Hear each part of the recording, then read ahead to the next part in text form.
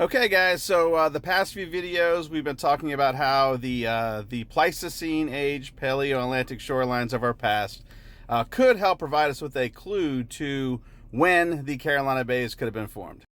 We use the Greenland and Antarctic ice core data to identify when the last few times sea levels would have been higher than they are today.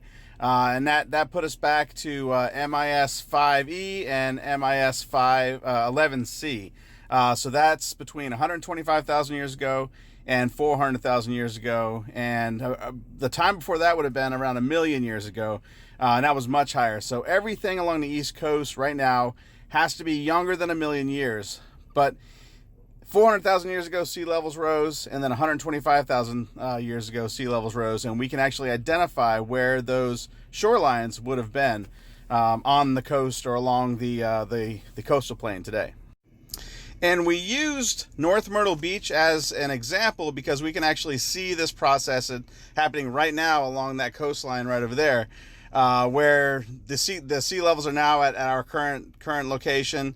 And we find Carolina Bays that have been truncated because of that rising sea. Now, again, we can actually see when this happened 125,000 years ago and 400,000 years ago.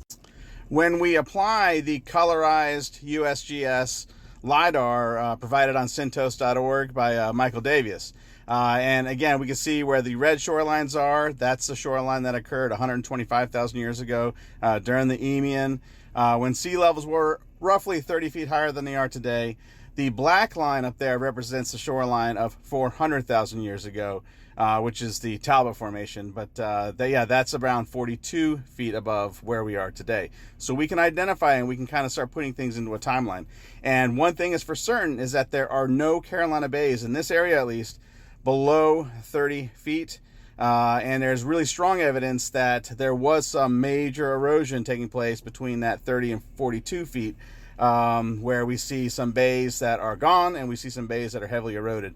And the ones that we see that are heavily eroded would have been on the leeward side of the island, where they may have been protected by the shorelines and would have been more of an estuary ecosystem behind them. And that may be why we still see Carolina Bays, which is really interesting because we should be able to take core samples from those Carolina Bays up there in the blue and see if they have silts and clays that would have, identify them as being part of a salt marsh, which is cool. We can do that. Now, what this tells me is that the Carolina Bays have to be older than the last time sea levels came up this high, which again has to be over 125,000 years ago. And I know that that's not a popular opinion, especially in circles that I'm in that relate to the Younger Dryas. But keep in mind that if this event happened at the Younger Dryas, we should see Carolina Bays all across this map up there. That LiDAR would show them all the way to the coast, and our current coastline would be eroding away all of these bays. And I've had quite a few people that have suggested that, well, maybe it was storm surges from major hurricanes, or maybe that it was tsunami events, maybe even from the event that created the Carolina Bays. But keep in mind that when this happened at the onset of the Younger Dryas, sea levels were much, much, much further away. They were on their way, they were rising, but they were nowhere near where they are today. At the peak of the Ice Age, they were 100 miles farther away and 300 to 400 feet lower than they are today. So there's no evidence. There's no evidence geologically or archaeologically that would suggest that we had major continental-wide tsunamis taking place that would have wiped away every single one of these Carolina Bays. However, we do see evidence that the last time the sea levels rose, they washed them away. And again, that was 125,000 years ago. So we have to follow the evidence, and the evidence suggests that they have to be older than at least 125,000 years ago. And again, I think there's plenty of evidence to suggest that they are older than possibly even 400,000 years ago. Now, with that said, there are some exceptions to the rule, and I want to make sure that I point those out. One of those exceptions happens to be at the Delmarva Peninsula. That's a location that shows some really clear Carolina Bays, and it has also been affected by sea levels quite a bit in the past. As you can see when we apply that colorized LiDAR, I mean, it's night and day. That section in blue in the middle of the picture shows lots of those red dots, or lots of Carolina bays, and they're very well defined. They're really clear Carolina bays. But in this location, they are under 30 feet, which kind of goes against the hypothesis that they were created older than the Younger Dryas. But keep in mind, this is really, really important. The Delmarva Peninsula is currently experiencing subsidence or subsidence. It's actually sinking a little bit, not a lot, but it's slowly over time. It's getting a little bit lower and lower in elevation.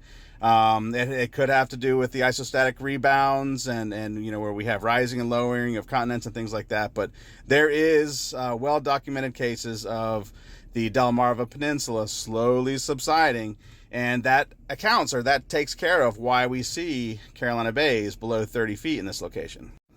And on the other hand, we have locations that should have Carolina bays that don't. We have areas that are above 30 feet in current elevation that should be showing Carolina bays if they happen older than the Younger Dryas, and we don't. And here's an example of that. Now, this is around Charleston, South Carolina. Most of this area up here is above 30 feet in elevation, and it should be covered in Carolina bays. Instead, though, it shows lots of transgression and regression events, which is sea levels rising and falling. And again, we've got to point out that this area around Charleston is well known and well documented for having tectonic uplift taking place. In fact, Charleston has had a couple major earthquakes over the past 100 years or so. And so when we take that timeline back thousands and thousands of years, there's quite a bit of adjustment taking place over time. And so these locations that are above 30 feet that are absent of Carolina bays have been risen above that point, since they were washed away by the ocean. And so again, we have exceptions to the rules, but these locations where we find the exceptions to the rules have very well documented reasons for that. They're not, tsunamis. They're not, Category 5 mega hurricanes that have wiped away all of these locations. Within the past 6,000 years. We're not even talking since the Younger Dryas. We're talking like the past 6,000 years, because that's as long as it's been since sea levels have been kind of steady at their current location. So everything in these locations right here, if the Carolina bays were formed at the Younger Dryas, they should still be there. But at some time in the past, they were erased away. And we see those Paleo-Atlantic shorelines that give us that clue of when it could have happened. And again, so we have to follow the evidence here. And again, I know that it's not what everybody wants to hear. It seems like every third or fourth comment that I get on these videos is, what about tsunamis? What about hurricane storm surges? But again, there's no evidence for it. We have archaeological dig sites that go right up to the coastline that have, Clovis occupations and Native American, settlements all up and down the East Coast. If we had these massive events that were washing away Carolina bays, there's no way there would be any of that evidence of past civilizations or anything like that up and down the East Coast. And so the evidence strongly suggests that that didn't happen, and that these Carolina bays were removed, but it had to have been during much older times when sea levels rose and fell and rose and fell. And that goes deep into our Pleistocene age.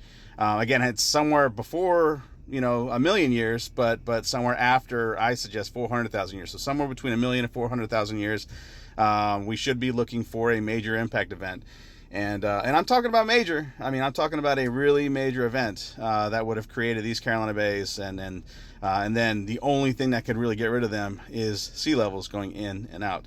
And that's what I think we see here. I think that's what that evidence suggests. And so anyways, guys, our next video, we're probably going to wrap it up. I hope you've been enjoying the shorts. I've been trying to put those together more frequently. But thanks for watching, and we'll catch you next time. Bye.